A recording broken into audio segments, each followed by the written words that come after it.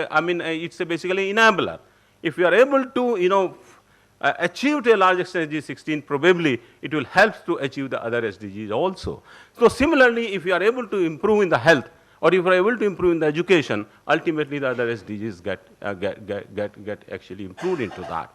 So similarly, like India has taken a commitment, a nationally determined contributions at the global level, that we are going to reduce our emission intensity per GDP of 30 to 35%, 33 to 35% in 2030 at the level of 2005. Second thing, what we have said also, that we will create an additional carbon sink of 2.5 to 3 billion tons, equivalent of carbon by additional forest and tree cover. And of course, the most important is that 40% of installed electric capacity to be from the non-fossil fuel. So similarly, these kinds of things have been taken into considerations, and probably, we'll have to learn similar things from other countries, and probably then only we will be able to much better. And if South Asia, as everybody has said in the morning, achieve the SDG, definitely we will be able to achieve at the world level. Thank you so much. Thank you, Dr. Ashok Jain. I'm really grateful to you that you mentioned that it's possible to monitor the progress towards achieving SDGs in terms of 78 indicators across different states.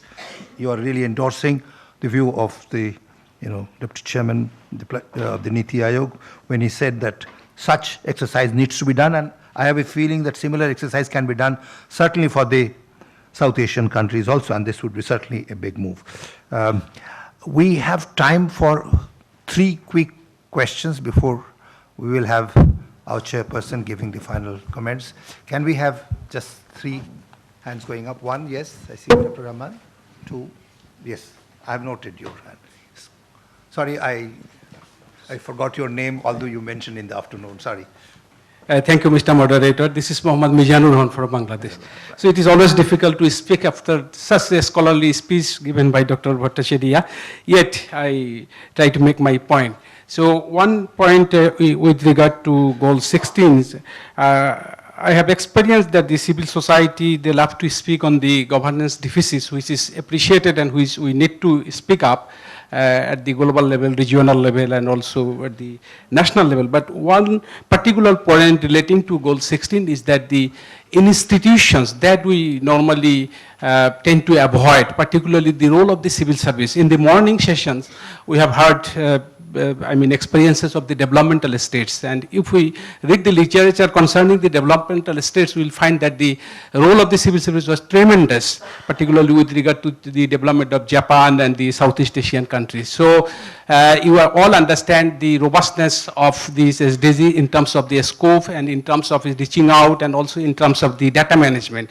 So, and civil service would be one of the key institutions which would play the main role in managing all those things. So I think at this point of time, we need to focus on also the civil service, that it should be politically insulated and it should be professionally, upskilled.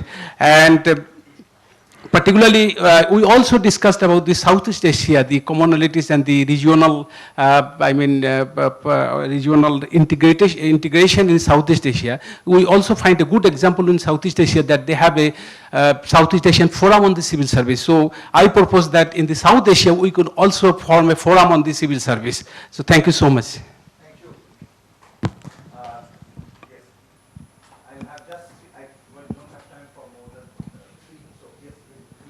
Thank you. My first comment is that listening to Professor Bhattacharya on the way you spoke about all the goals together was extremely encouraging, especially your point on including goal 16 as a perennial goal, because as rightly said, that it's an enabler. However, on the other end of the spectrum, it was extremely disappointing to hear that Dr. Ashok Jain talking about goal 3 and goal 4 as enabling goals, whereas totally missing out on goal 16 as the ultimate enabling goal. Despite 22 consultations so far in the past 3 years on SDGs, not a single consultation in India has happened on goal 16. I wish that one would take some inspiration from Bhattacharya's point about the lack of political traction on goal 16, and hopefully that this can be amended in the coming years of Agenda 2030. Thank you. You know, one of the purpose of this sub-regional discussion is to get the feedback from the civil society. So I give the third slot to Paul Debaka. Paul.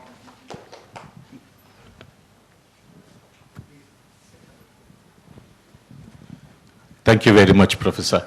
It has been a very enlightening day and also a little bit depressing, especially when we hear Dr. Rajiv saying that regionally or sub-regionally there is a little difficulty in traction. I think one of the things that I find which has come in many of the goals is the discrimination based on caste, which is equally present. I think that doesn't see any of the boundaries, whether it's Nepal, whether it is Sri Lanka, whether it is India, whether it's Pakistan or Bangladesh. We are all united by this whole system called caste. Is there a way at least traction can be made? Because I think that's a trigger or that's an enabler that, as our chair has said in goal 16, to see that several of the other goals can have a real progress in this. So I feel if we can have some kind of a political will in visibilizing this and addressing this very strongly, I feel all of us can really make a happening the SDG goals. Thank you, sir. Now I'll give 1 minute and 31 seconds to each of the panelists to respond to that. May I start with Dr. Jain? I think my second question, what you mentioned was, I think you have not listened what I said, probably so. I never said that goal 3 and 4 are there, never said like that. Probably you have not listened, you must be thinking something else. And I only said about a goal 16 which you endorsed that it could be more of an enabler. What I only said about 3 and 4 was, give an example that if you are giving a LPG gas connection, it only helps in, improving the health of the women and the children, which indirectly also helps when the health is good. In fact, there even the, basically it helps in the education and all those kinds of. This is what I was trying to say, the interconnections of that, not more than that. Thanks very much. If anything remains, you can discuss tomorrow morning. Devaprio. Yes, I'll take just mention to you, this problem has arisen because if you go back into the history of negotiation of the SDGs, and I have had the good fortune of seeing it from close quarter, at that very time in 2013 and 14, we were discussing about 4 pillars of SDGs, not current 3 pillars. It's now the economic, social, and environment. We wanted to have a 4th pillar, that's called good governance. And then it is negotiated, and it was a perverse coalition of both the developing countries and the developed countries who agreed to take it out as a pillar and put it as a goal, which at this moment is creating all the conceptual challenges and implementational issues. But we are still very happy that it is there. Thank you. Thank you. And since I have the responsibility of being the moderator, I should be moderate myself, so I wouldn't speak at all on this because of the discipline of this session. We have to conclude in another as much time as is required for the chairperson to conclude, and also I have a personal interest. I have a flight to catch in the evening. May I request the chairperson, Dr. Reena Ray, to make her concluding observations. Thank you very much. It was interesting, but I won't say it was interesting, not at all. It was fascinating, is that all right? Yes, yeah. And extremely, I would say, educating also. Thank you very much for that. I won't take too much time. I'd like to give a different perspective, perhaps, to all that I've been hearing today. And let me tell you that it really perked up towards the end, if I may say so, particularly thanks to those 3 very vibrant questions. So perhaps we should leave more time later on for people to actually talk and react. And everybody likes a little disagreement, so that little spat between the 2 of them was quite fascinating also at the same time. What are my impressions when I came here and what I heard, and what is it that I would like to share with you? As the young gentleman from Bangladesh mentioned, thank you so very much. The civil servants do play a very critical role. I'm a civil servant myself. I joined 34 years ago, and over 34 years, the sad part, let me start with the sad part, is that I have participated in endless workshops like this, organized by a long list of organizers, including every single UN body. The good part is that over 34 years, I do see a huge improvement in so many areas. If I can share one example, you're familiar with the Swachh Bharat campaign. Around 14 years ago, I tried an initiative to teach children about their bodies, about their rights over their body, about menstrual hygiene. It was impossible. I was forced to stop. I never thought that in such a short span of time, I would be attending conferences where young girls in school manufactured their own sanitary napkins. They're giving a demonstration on that. All our ministers are there, the media is capturing it. So the sad part to repeat is, why do we always talk about these issues? Will MDG give way to SDG, and will SDG give way to what? WDG or something else? The good part is the improvement is taking place. We need to ensure that we work together to give it a perspective and a very large focus. One or two things which struck me today was that the young gentleman put it correctly. Goal 16 is most important. But a little while earlier, someone said goal 10 is most important. I also heard the speaker of goal 13 group say that is important. And as Secretary School Education in the Government of India, I might be thinking goal 4 is the most important. Because if we can teach the children in school about all the other goals, about climate change, if we can give them the requisite skills, will we not to a large extent perhaps have succeeded in achieving all our goals? So it occurred to me that perspective is a very critical issue in all of this. This is something I have faced as a woman, as a mother. Why? Why is it correct to fight against genital mutilation? Why? There are many people who think it's right. That's why they do it. Why is it wrong to rape a woman after watching pornography? Rape a girl in a school after you've watched pornography on your mobile phone? And why is it that certain people come forward to defend it? Perspective, as we saw today, ladies and gentlemen, is very critical. Can we move forward if we don't handle this issue? Will it be necessary for us to consider legislation for those areas which are universal? Child molestation, abuse, rape is wrong. Where, therefore, are the laws at the country and at the regional level? How will we handle this whole issue of different people having different perspectives? I really appreciated your concept and everyone of regionalism. I was in Kathmandu not too far back, about 2 years ago. We were a group of women, and as the sun set, we thought we should go back to our hotel. That's what we normally do in India, isn't it? We were told that, sorry, in Kathmandu it is the safest place. And they were absolutely right.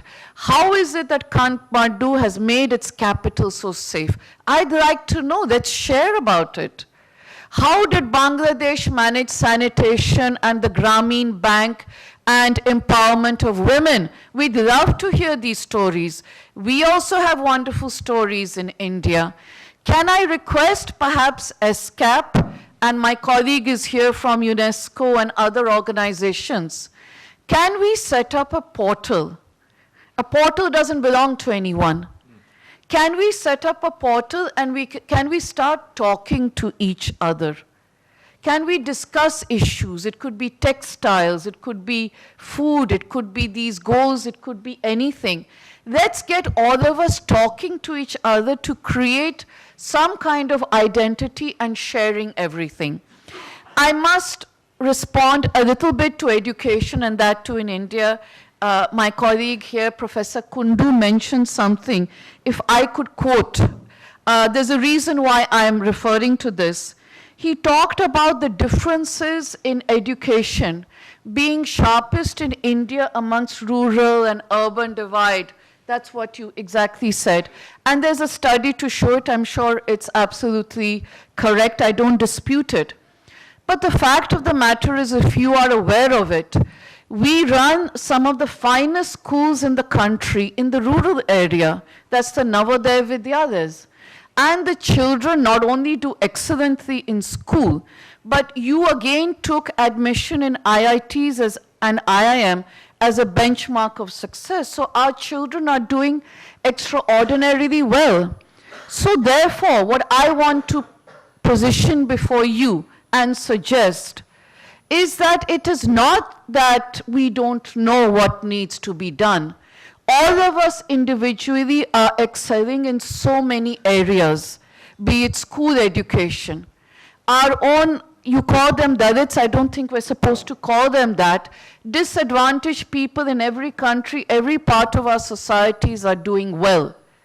Perhaps, if I may suggest something uncomfortable, which I feel is a bit sad, perhaps we, means all of us, the civil service, the academics, the international organizations, the NGOs, perhaps somewhere we are not sufficiently committed in ensuring it and taking that the goals actually achieve.